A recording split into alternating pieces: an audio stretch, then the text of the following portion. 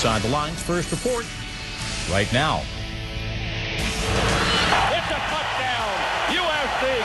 The Pac-12 took a long, hard look at Texas and the dollars and sharing the wealth and decided to stay as a dozen schools, thank you. While the Big East... Touchdown, Orange! The Big East, having seen Syracuse and Pittsburgh announce plans to leave for the ACC, spent last night trying to hold the fort and keep the conference together. This thing has been very unsettling for so many people. While Missouri may have a quiet offer from the SEC, and a school such as TCU wonders about its commitment to the Big East, the horizon is unsettled.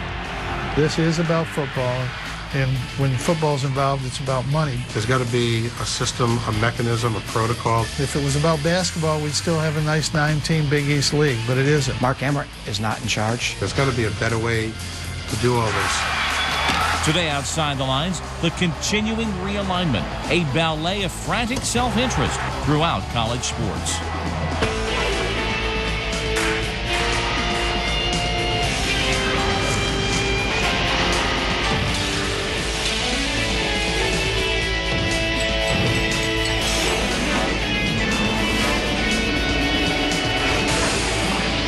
And now, reporting for Outside the Lines, Bob Lee. As we go to press today, all of this is true. The Pac-12 is still just that, a 12-team conference, passing on the opportunity once again to bring aboard Texas, Oklahoma, Texas Tech, and Oklahoma State. Dan Beebe remains the commissioner of the Big 12, despite reported vast unhappiness outside of Austin, Texas, of Beebe's approach to the last year of challenges. Missouri is reported to have an informal offer from the Southeastern Conference contingent on how the Big 12 situation finally shakes down. And the Big East says, with Syracuse and Pittsburgh heading for the door, that the remaining schools are committed to staying put, though UConn and Rutgers are said to be actively looking for the ACC. All of that is true, and all of that, like so much else, could turn on a dime or a multi-million-dollar offer. First, the Pac-12 decision, which never was brought to a president's vote by Commissioner Larry Scott. A pithy statement last night issued by Scott. After careful review, we have determined that it is in the best interest of our member institutions, student athletes, and fans to remain a 12-team conference. Pat Forty of ESPN.com. Darren Ravel of CNBC, host of the new program Sports Biz Game On. And Paul Feinbaum, his show on the Paul Feinbaum Radio Network and Sirius XM, is the sounding board of the Southeastern Conference. Darren, you're the money man here. This is a money story to a large degree. Let me begin with the Big East. Decisions made and decisions not made. They could have done a deal with ESPN, it's been reported, back in May for about $1 billion. At that time, when they passed on that, this is what the commissioner, John Marinetto, said. He said, there is a distinct advantage in going last, meaning being last in line to negotiate, with the marketplace continually resetting. The Pac-12 has reset the marketplace once again. It's setting the stage for us, providing we're deliberate and aggressive in order to monetize our rights in a fashion that's as similar to what they've done, talking about the Pac-12. So now, graphically, we will show you the total value of current television deals East, with right now the Big East having turned down $1 billion deal back in May, sitting on a $200 million deal. What do you make of that, the decision and the timing? At the time, Mr. Marinetto was definitely right. You definitely have an advantage if you are last. But I will also say that this conference movement is not necessarily about making more money. It's about not making less money.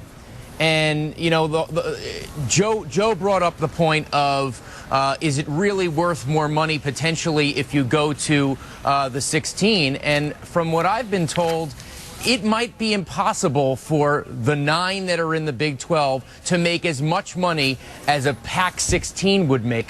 But in that case, the Big East, Bob, that question you're asking me, I don't think Mr. Marinetto was wrong at the time. It was clear that the Pac-12 was last, and they did benefit from it, and that's why the SEC deal is considered undervalued.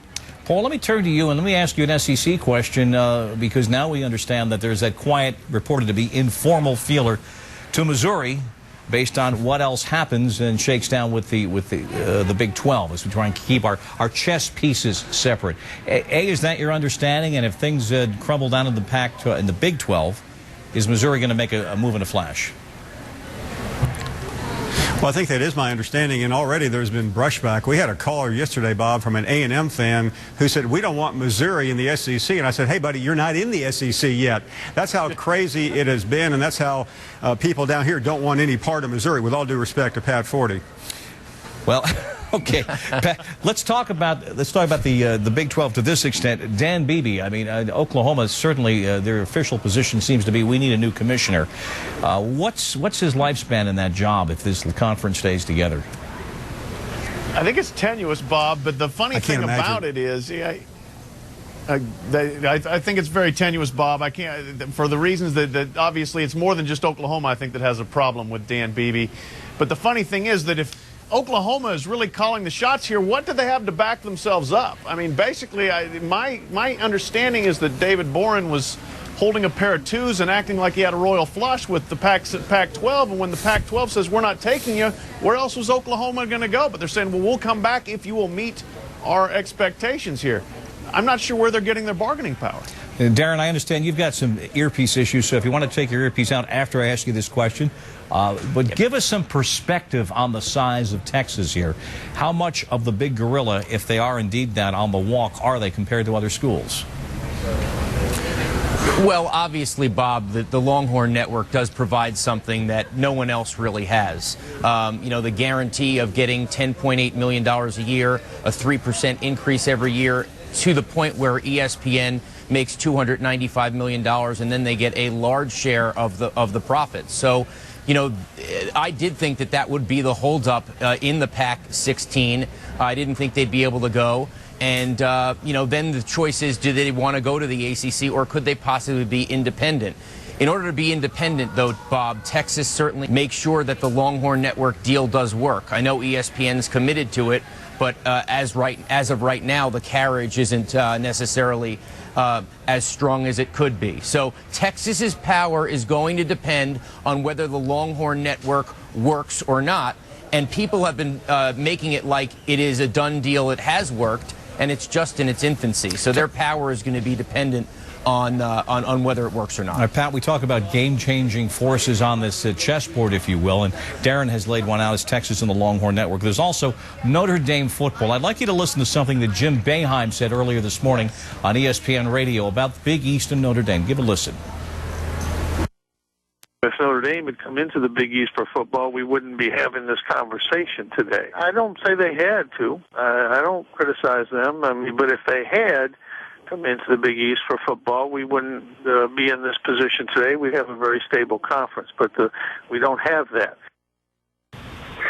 Well, I think Coach Boeheim's a little frustrated that, you know, he's no longer the coach in the Big East, and I understand that because he's one of the founding fathers, but I think the Big East has always known up front, Bob, of our position of independent football and adding a lot to the league with our basketball programs, our Olympic sports, and even giving the Big East a number of football games.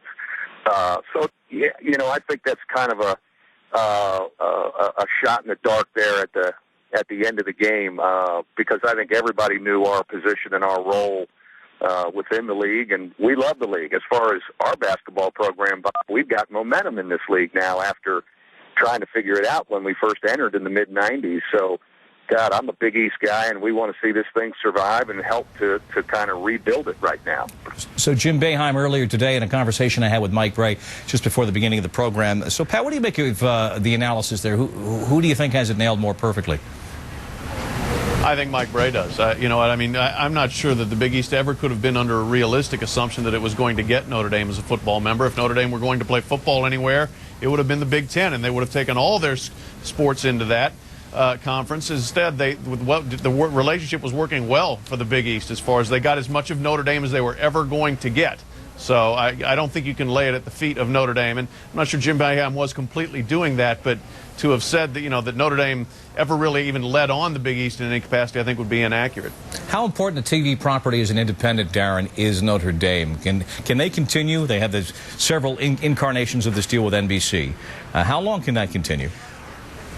Well, Bob, it's through 2015. That's their deal. They make $12, $13 million a year in the deal.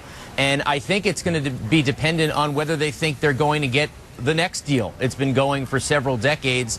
And so now Notre Dame has to say, well, if this conference realignment is inevitable, at what point do we have to protect ourselves so that potentially we won't be able to get in? So in other words, are we always going to be invited, or is there going to be a point where we won't be able to get in? And obviously not being competitive like they once were in football could change the equation for NBC coming when they start looking 2013, 2014, whether they want to renew at the price that they currently have. Paul, who has embellished his or her reputation in all of this cyclotron of activity in the last week or so?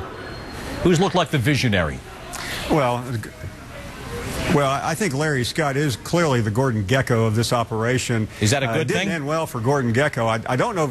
No, I don't think it is, because I think you hear from all these conference commissioners and the president of the NCAA and all these people, they're starting to sound like Congress using word, when Larry used the word like principles and values. I mean, I about fell out of my chair. I mean, of all people, for him to use those two phrases, I didn't believe a word he said. Could have been principles ALS, spelled differently, right? Could have been. All right. Absolutely. Joe Shad, Darren Ravel of CNBC, Paul Feinbaum, tune him in. Thanks, you guys, so very much.